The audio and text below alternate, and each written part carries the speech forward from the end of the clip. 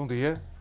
Eu quero agradecer em nome da Assist à Deloitte e ao Hugo Pinto em particular a disponibilidade e terem aceito o convite e a disponibilidade para estarem aqui para esta conversa, este podcast sobre telecomunicações, em que nós temos feito à volta do 5G e destes temas do 5G. O 5G é, digamos, uma coisa muito importante para a sociedade hoje em dia, não é? E, portanto, aquilo que se espera, de facto, é que venha a ter um grande impacto social em termos gerais e empresarial também em particular, não é? Certo, obrigado pelo convite em nome da Deloitte e em meu nome pessoal.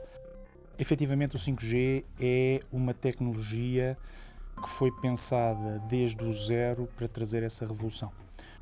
Não é uma tecnologia que esteja pensada só numa ótica de conectividade, é uma tecnologia que pretende alavancar outras tecnologias e todas em conjunto alimentar a transformação digital.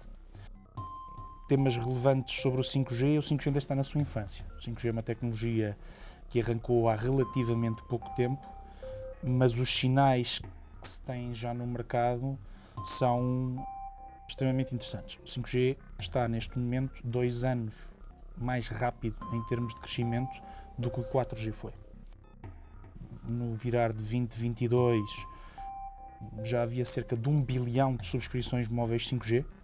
Portanto, estamos a falar de uma percentagem de população já muito interessante, com mais de 200 redes a nível mundial lançadas em mais de 80 países. Para termos uma noção da ordem de crescimento, entre junho e setembro do ano passado foram adicionadas aproximadamente 110 milhões de subscrições em 5G, o que dá bem uma noção do sucesso que a tecnologia está a ter e do impacto que vai ter na sociedade. Como eu disse, está ainda na sua infância. A arquitetura atual em termos de 5G que está lançada na esmagadora maioria dos países é uma arquitetura híbrida que ainda se baseia parcialmente na arquitetura 4G, portanto numa arquitetura que se chama non-standalone, aqui um jargão técnico, e que irá evoluir depois para uma arquitetura em que 5G estará isolado a entregar serviço e com características que serão revolucionárias, nomeadamente a capacidade de ter uma conectividade customizada, ou seja, entregar ao utilizador final, seja ele empresarial, seja ele individual, características de conectividade que se adaptam ao que ele pretende fazer, nomeadamente num conceito que se chama slicing, em que a rede tem camadas virtuais que entregam essa experiência de conectividade customizada e, portanto, com isso permite um dinamismo que as redes de telecomunicações aos dias de hoje ou até agora não têm. E essa é a grande promessa do 5G. Como disse, está na sua infância, com um crescimento muito rápido e, portanto, uma boa adoção de mercado. E o outro tema a reter que é extremamente relevante é que o 5G por si, ou uma tecnologia de conectividade em si, tem um valor intrínseco relativamente baixo. O que interessa aqui do 5G é o facto de que outras tecnologias que estão a ser desenvolvidas em simultâneo e outros ecossistemas, todos em conjunto, esses sim trarão o valor e o impacto societal que se pretende que realmente venha a existir. Portanto, do ponto de vista das empresas, que inovações é que as empresas podem esperar? Do ponto de vista de produtos, de serviços, de oferta dos vários operadores, e operadores aqui no sentido generalizado do termo. No sentido de quem beneficia do ecossistema e o utilizador final também. Este dinamismo e esta capacidade de customizar a conectividade de que estava a falar está agrupado em 3 grandes grupos, se quisermos ver as coisas assim. Um grupo chamado Enhanced Mobile Broadband, ou seja, trazer a característica de largura de banda elevada que o 4G já tinha e exponenciá-lo, e que sempre que falamos de saltos tecnológicos entre gerações de tecnologia, estamos a falar de um incremento entre 10 a 100 vezes, portanto estamos a falar já que o 5G no futuro, com arquitetura standalone e com bandas de frequência muito mais elevadas que não estão libertadas aos dias de hoje, pretende ter conectividade na casa dos 10 gigabits por segundo em móvel. Depois, Massive Machine Type Communication, ou seja, conectar muito mais dispositivos de forma móvel, e aqui estamos a falar de atingir densidades de 1 milhão de devices por quilómetro quadrado, o que é claramente acima do que existe em 4G. E depois uma terceira componente chamada Ultra Reliable Low Latency, ou seja, um tipo de conectividade que garante aplicações críticas com latências muito baixas. já vemos que dentro destas 3 grandes famílias, e são estas as slices que eu comentava, temos use cases completamente distintos. E porquê que existe esta necessidade destas famílias? Porque, evidentemente, as aplicações têm requisitos diferentes. Gerir, por exemplo, dispositivos industriais de grande valor ou fazer teleproteção de uma rede de energia pode exigir latências extremamente baixas que aos dias de hoje não se conseguem entregar com redes 4G. Estas larguras de banda muito elevadas vão ser importantes para quê? Para aplicações de realidade aumentada, de realidade virtual, temas relacionados com o metaverso.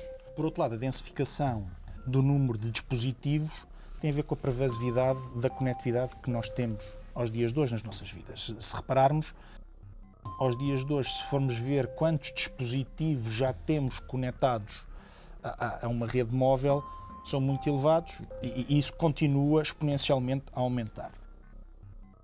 Estas três, digamos assim, famílias de casos de uso permitem trazer serviços completamente inovadores e gestão e eficiência, processos produtivos, processos em fábrica, logística, guiar veículos autónomos, controlar dispositivos em tempo real, fazer telemedicina, operar em tempo real. Mas frisando aqui o tema do 5G como parte disto. Para podermos ter essas latências, por exemplo, muito baixas, e latência, explicando à audiência que está a ouvir, é o tempo entre a comunicação ir e vir e ser processada. Se, por exemplo, a comunicação em si estiver a ser processada, os dados estiverem a ser processados numa cloud que está muito distante, essas latências muito baixas não são atingidas. E, portanto, há outras tecnologias, como, por exemplo, Edge Computing, que têm uma importância muito grande aqui. Temas como Machine Learning, temas como AI, temas como processamento de vídeo, Video Analytics, temas como realidades imersivas, portanto tecnologias de vídeo, como já comentei, realidade aumentada, realidade virtual, a própria Web 3.0, que pretende ser muito mais distribuída, em que os conteúdos são geridos de uma forma muito diferente, com tecnologias similares às de blockchain, que é muito mais imersiva e muito mais baseada em interações que não tanto de formas de busca muito precisas, vão efetivamente desromper a experiência do utilizador, seja ela em ambiente laboral, seja ela, por exemplo, no retalho, seja no turismo. E, portanto, o 5G e estas tecnologias todas associadas vão ser pervasivas à sociedade, vão ser pervasivas à nossa vida e permitem outras coisas importantes, tais como novos modelos de negócio. E aí os modelos de negócio vai ter um impacto enorme também do ponto de vista empresarial. Enorme em temas de eficiência, em temas de sustentabilidade,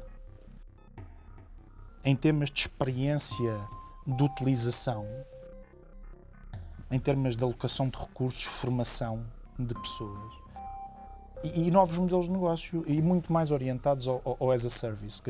Isto é um tema que também é societal, ou seja, as camadas mais jovens aos dias de hoje estão habituadas muito mais ao consumo de serviços e muito menos a terem assets. Nós vemos todos os dias já em 4G o tema dos meios de comunicação na cidade, e aqui estou a falar de comunicação, transporte, se quisermos, em vez de comunicação.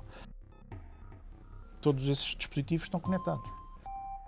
E mesmo dentro dos nossos veículos, por exemplo, dentro dos nossos carros, os serviços que hoje estão disponíveis não existiam há uns anos e, evidentemente, o tema da condução autónoma ajudada por 5G é um tema, por exemplo, dentro das nossas cidades e não só, em autoestradas, que vai ser muito importante também. Portanto, várias tecnologias a coadjuvarem o 5G para entregar valor societal, seja ele numa ótica de eficiência, seja ele numa ótica até inclusive de sustentabilidade, de experiência de utilização e de novos modelos de negócio, é o que este ecossistema vai trazer. Ok, então só precisamos de esperar uns aninhos até que isto esteja tudo disponível para nós, como os utilizadores finais, termos estes serviços prestados pelas empresas, não é? A pergunta é muito interessante e há estimativas de negócio de impacto a nível global muito relevantes. As estimativas do impacto incremental do 5G na economia global, há estudos que indicam 17 trilhões de dólares espalhados pelas 10 principais indústrias. A indústria mais impactada espera-se que seja a componente manufacturing, digitalização de chão de fábrica e de todos os processos produtivos. O impacto total, portanto, esses 17 trilhões, com aproximadamente 12 trilhões dentro das 10 indústrias mais populares. Um estudo feito pela Deloitte em Portugal, e aqui estamos a falar até 2035. Um estudo da Deloitte em Portugal, colegas nossos em colaboração com o Centro de Engenharia de Telecomunicações em que eu trabalho, estima aproximadamente também 17 bilhões, portanto milhares de milhões de euros de output incremental da economia até 2035 e também no nosso caso a componente industrial a ser a indústria mais impactada pelo 5G.